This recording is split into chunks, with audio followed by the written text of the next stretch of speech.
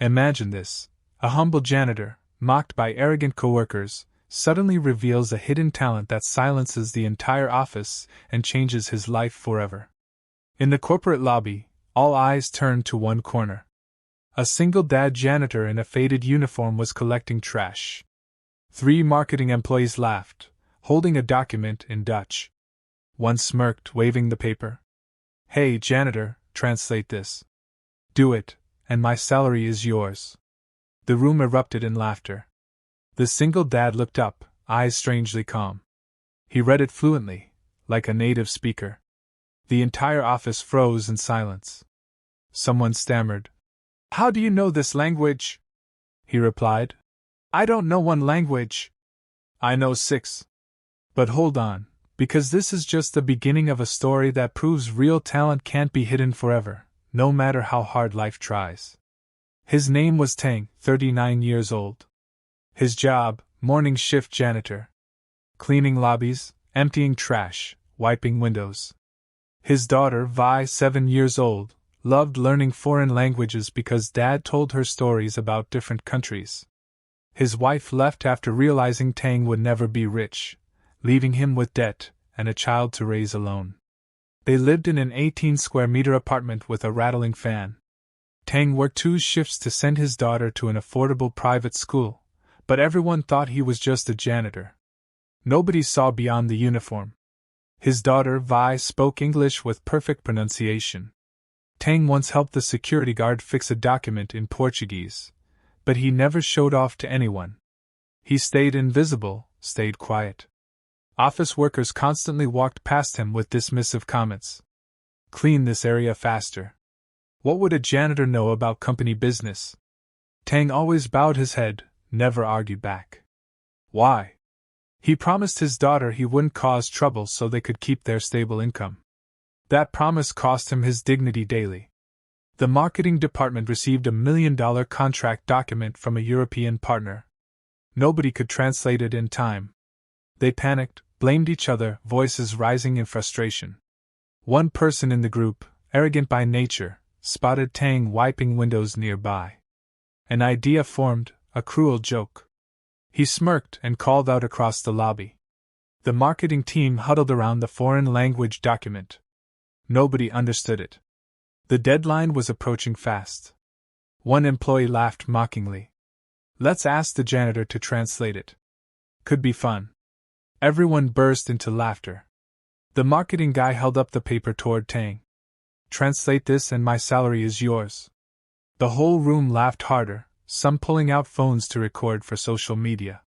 They expected him to stumble, to look confused, to confirm what they already believed, that he was beneath them, that education separated them from him, that his life cleaning their floors meant his mind was just as empty. But there were signs they missed. Tang arrived early every morning, not just to clean, but to read newspapers left in the break room in 5 different languages. He listened to podcasts through one earphone while mopping, learning pronunciation, perfecting accents. At night, after Vi fell asleep, he studied by flashlight to save electricity. Old textbooks rescued from library donation bins, grammar guides found in second-hand bookstores, language learning apps on a cracked phone screen. Every morning, Tang looked at his reflection in the office windows he cleaned. He saw a man the world had given up on. A man his own wife couldn't believe in. But he also saw something else. A father who refused to let his daughter inherit his limitations. A student who never stopped learning even when life stopped rewarding him. A human being who knew his worth, even when nobody else did. On this particular morning, Tang was wiping the glass conference room walls. Inside, the marketing team was in chaos over the untranslated document. He could hear every word. He could read the document from where he stood. He knew exactly what it said in Dutch, in German, in French. But he said nothing because invisible people aren't supposed to have knowledge until someone decided to make him the joke. And that joke was about to backfire in a way that would change everything. The hallway was packed with people now. Colleagues gathered around the mysterious foreign document. Nobody could make sense of it. The deadline was closing in fast. Someone laughed sarcastically. "Let's call the janitor to translate it." Who knows? Maybe it'll be entertaining. Everyone laughed louder. The marketing employee waved the paper in Tang's direction. Translate this and my salary is yours. The entire room erupted in laughter. Phones came out recording for Instagram stories. This was entertainment. This was content. This was a janitor being put in his place. Tang stood there, cloth still in hand, water dripping from the bucket beside him. For a moment, he considered walking away. He'd promised Vi he wouldn't cause trouble. But something shifted inside him. Maybe it was the way they were laughing. Maybe it was the phones pointed at him like weapons. Maybe it was years of swallowed dignity finally reaching a breaking point. He stepped forward. He took the document. The laughter grew louder. Someone whispered, "This is going to be hilarious." Tang looked at the first page. Then he began to speak fluently, smoothly, like water flowing downhill. Dutch technical terms translated perfectly into Vietnamese. Complex legal phrases rendered with precise accuracy. Business terminology that even the marketing team struggled to understand in English. He explained clearly in their native language. The laughter died in seconds. Phones stopped recording. Eyes went wide. The room fell into a silence so complete you could hear the air conditioning hum. Tang folded the paper and handed it back. This document is missing page 3, and the legal section at the end has incorrect punctuation that changes the meaning of the liability clause. The marketing team turned pale because that was the exact issue they'd been arguing about for 30 minutes. None of them had caught it. The janitor caught it in seconds. One of them stammered, "How did you?" But before anyone could finish, footsteps echoed from the executive hallway. Co Ha, 33 years old, sharp and observant, walked into the lobby. She'd heard the last part of Tang's translation from around the corner. "Who just translated that?" she asked. Everyone pointed at the janitor. She narrowed her eyes, not quite believing. "You speak Dutch?" "Yes, ma'am," Tang replied quietly. "Where did you learn from books?" She picked up another document from the marketing team's desk. "This one in German. Read this." Tang read it perfectly without hesitation. She grabbed a third document. "This one in French. And this again flawless." The CEO's expression shifted from skepticism to shock. "How many languages do you speak?" Tang looked at her directly for the first time. "6, ma'am. Dutch, German, French, Italian, Portuguese, and English, plus Vietnamese." The marketing team stood frozen like statues. The CEO stared at him for a long moment. "Come to my office in 10 minutes. She turned and walked away, heels clicking on the marble floor. The marketing guy who'd made the salary joke looked like he might be sick. Tang went back to his cart, picked up his mop, and continued cleaning. But his hands were shaking. After the crowd dispersed, one curious employee walked past Tang's cleaning cart. Something caught his eye. Inside the cart, beneath the trash bags and cleaning supplies, were books, a Dutch novel with worn pages and highlighted text, a German philosophy textbook with handwritten notes in the margins, an Italian grammar guide, corners bent from repeated use. This janitor wasn't just educated. He was actively studying every single day. The employee pulled out his phone and took a picture. Within an hour, it was circulating through the company messaging app. The janitor reads philosophy in German. How is this possible? Who is this guy? Some people felt ashamed, others felt defensive.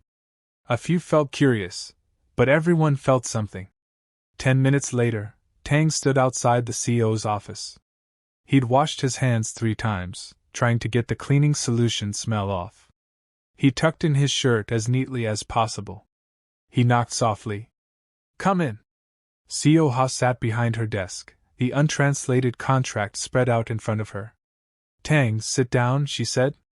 Tang sat on the edge of the chair, uncomfortable in this space that felt like a different world. "I'm not going to waste time," she said. "This contract is worth 60 billion dong. If we don't get it translated accurately by tomorrow morning, we lose the deal. Our translation agency can't deliver in time. You just proved you can do it in seconds." She slid the full contract across the desk.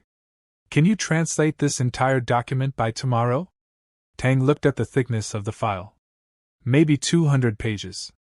Yes, ma'am. How much do you want? I don't understand. How much do I need to pay you to translate this?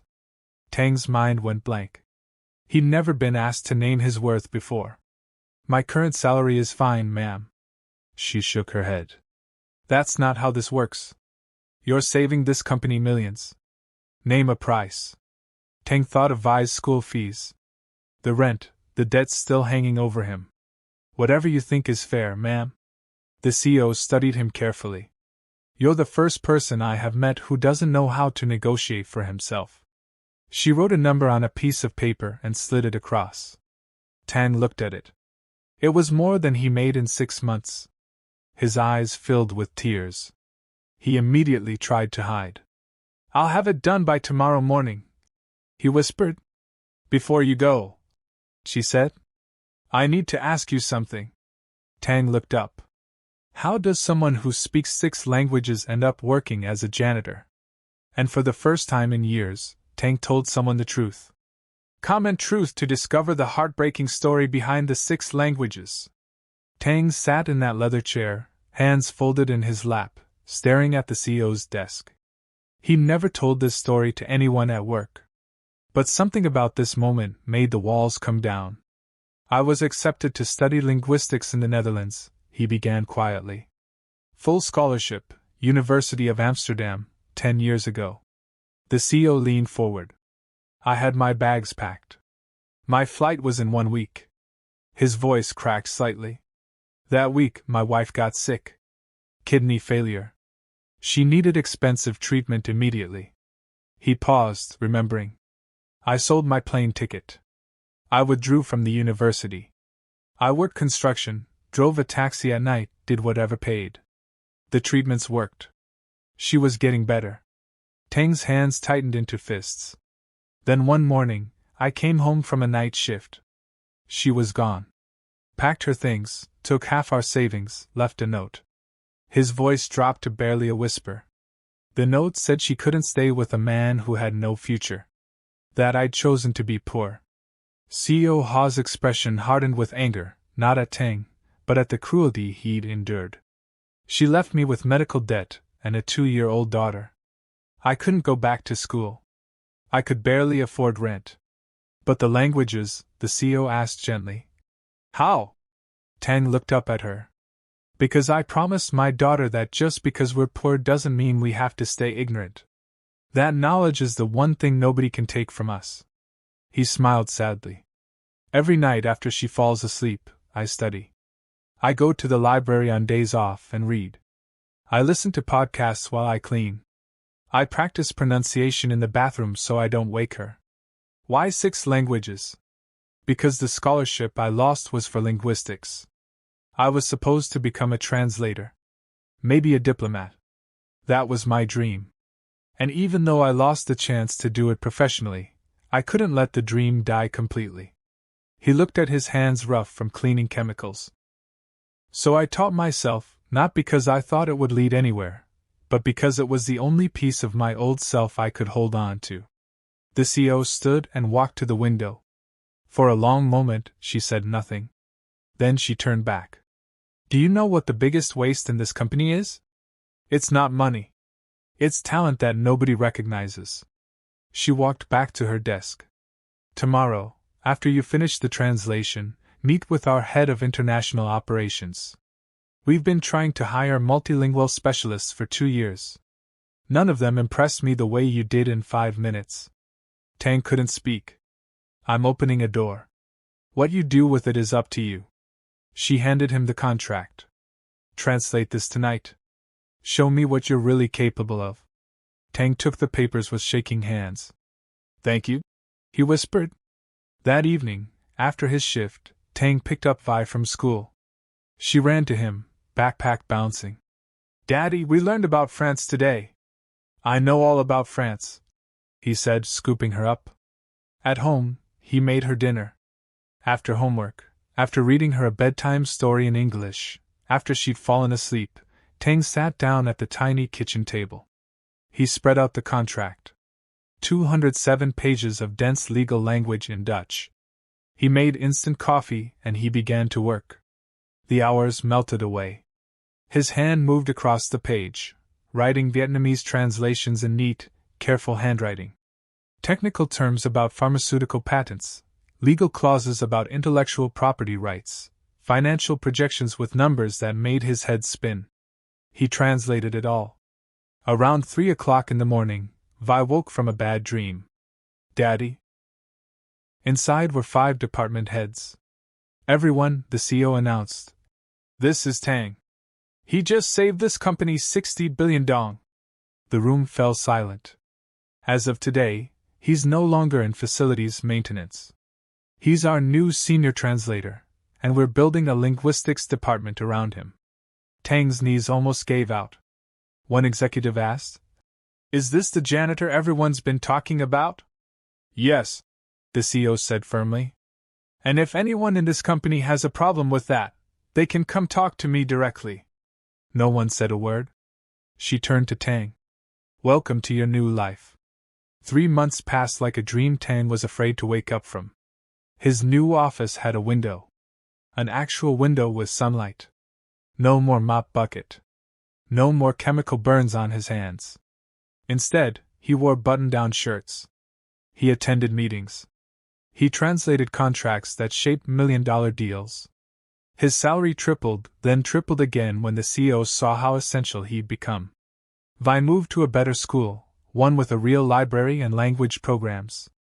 Every morning, she'd hug him at the door and say, "I'm proud of you, Daddy." Those words meant more than any paycheck. But not everyone was happy about his rise. The marketing team avoided eye contact in hallways. Some employees whispered that he'd gotten lucky, that the CEO was playing favorites. Others genuinely respected what he'd accomplished. Tang didn't care about the gossip. He just worked. One afternoon, the CEO called him to her office again. "Sit," she said, gesturing to the chair that used to terrify him. Now it just felt like furniture. "I want to make you head of our new international communications department. Full executive position, company car, stock options, the works." Tang stared at her. "You've proven yourself 10 times over." She continued. "We've landed 4 major contracts because of your translations. You've trained 3 new translators who are already performing at high levels. You've earned this." But instead of joy, Tang felt something else. Fear. "I need to think about it," he said quietly. The CEO frowned. "Most people wouldn't hesitate." "I'm not most people." She studied him carefully. "You're afraid." He nodded. "Of what?" "Of becoming someone my daughter doesn't recognize. Of forgetting what it felt like to struggle. Of turning into the kind of person who looks down on janitors." The CEO leaned back in her chair. "That's exactly why you're the right person for this job. The wrong person would have said yes immediately." She slid a folder across the desk. "Take the weekend, think about it, talk to Vi, then decide." That evening, Tang took his daughter to the park. They sat on a bench watching other kids play. "Vi," he said, "what do you want to be when you grow up?" She swung her legs, thinking hard. "I want to be like you, Daddy." "A translator?" "No," she said. "Someone who never stops learning, even when it's hard." He hugged her tight. "Baby, Daddy might get a big promotion at work. It means more money, but also more responsibility. More time away from you sometimes. What do you think?" Vi looked up at him with those serious 7-year-old eyes. "Will you still read me stories at night?" "Always." "Will you still help me with my homework every single day?" "Then you should do it," she said simply. "Because you are good at it, and good people should do good things." The wisdom of children. That night after Vi fell asleep, Tang sat at his kitchen table, the same table where he translated that first contract. He was about to call the CEO when he heard a knock at the door. Strange. Nobody visited this late. He opened it. His ex-wife stood there dressed expensively, makeup perfect. "Hello, Tang." His blood ran cold. "What do you want?" "I heard about your success," she said, trying to smile. "Everyone's talking about it." The janitor who became an executive. You need to leave. I made a mistake, she said quickly. Leaving you was the biggest mistake of my life. I want to come back for Vi for us. We could be a family again. Tang laughed. Actually laughed. You left when I had nothing. You said I chose to be poor. You abandoned your daughter when she needed you most. I was scared, she pleaded. I was young and stupid. And now I have money, so suddenly I'm worth coming back to. She reached for his hand. He pulled away. Vi doesn't need a mother who chooses based on bank account balances, he said firmly. She needs someone who stays when things are hard. Someone who believes in people, not paychecks. Please, Tang. The answer is no. It will always be no. Don't come back here. He closed the door. For a moment, he stood there shaking. Then he picked up his phone and called the CEO. It's Tang. I've made my decision. And I accept. Let's build something great. He could hear the smile in her voice. Welcome to the executive team. You've earned it. After hanging up, Tang checked on Vi. She was sleeping peacefully, clutching a picture she'd drawn of them. 2 stick figures holding hands. One labeled Daddy, one labeled me. Underneath in careful letters, we can do anything. He kissed her forehead. She was right. They could. 1 year later, Tang stood in his office on the 15th floor, looking out at the city skyline. Behind him, his new team of translators worked efficiently, handling contracts in 12 different languages. The department he'd built from nothing now employed 15 people. Each one handpicked, each one given a real chance. 2 of them were former security guards who taught themselves languages at night. One was a single mother who'd been working in the cafeteria. Tang made sure no talent stayed hidden anymore. The marketing team that had mocked him, half of them had quit out of shame. The other half had apologized sincerely. One of them now worked in his department, humbled and grateful for a second chance. CEO Hall walked into his office without knocking. They'd become genuine friends. Come with me, she said. There's someone I want you to meet. They walked downstairs to the lobby. A young man in a janitor uniform was mopping the floor, earbuds in, listening to something intently. Ha tapped his shoulder. The young man pulled out his earbuds, startled. Sorry, ma'am. I'll finish quickly. What were you listening to? Tang asked gently. The janitor hesitated. Spanish lessons. I'm trying to learn. I know it's not really relevant to this job, but Tang smiled. What's your name?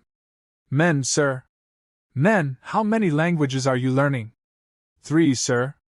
Spanish, Korean, and I'm working on Japanese. Why? Men looked down. Because I don't want to push a mop forever. I want to be more than this. Tang exchanged a look with the CEO. Men, what if I told you that you don't have to wait? What if I told you we have an internship program in my department for people exactly like you? Men's eyes went wide. You'd really give me a chance? Someone gave me a chance once, Tang said. Now it's my turn to do the same. That evening, Tang picked up Vi from her new school. She was 10 now, fluent in 4 languages, top of her class. She still drew pictures of them. Still called him her hero. They stopped for ice cream, their Friday tradition. Daddy, she said, chocolate on her chin. My teacher asked what you do. I told her. You're an executive. And what did she say? She said, that's impressive. But I told her something more impressive. What's that? That you used to be a janitor. And you never stopped learning. And now you help other people become more than they thought they could be. Tang's eyes stung with tears. That's the best introduction anyone's ever given me. They walked home hand in hand through the city lights, past the old apartment building where they used to live, past the library where he'd spent countless hours reading, past the company building where he'd once been invisible. Now he was anything but. That night, as Vi did homework in 6 different languages, Tang opened his laptop, an email from a university, his old university in Amsterdam. They'd heard his story. They wanted to offer him an honorary degree. He smiled and closed the laptop. He didn't need their validation anymore. He had something better. He had his daughter's pride. He had his own dignity. And he had the knowledge that talent, no matter how deeply buried, always finds a way to rise. Some people are born with privilege. Others build it from nothing. One day at a time, one language at a time. One promise kept to themselves and their children. Tang was the second kind, and he wouldn't have it any other way. Comment languages if you believe real talent never stays hidden forever.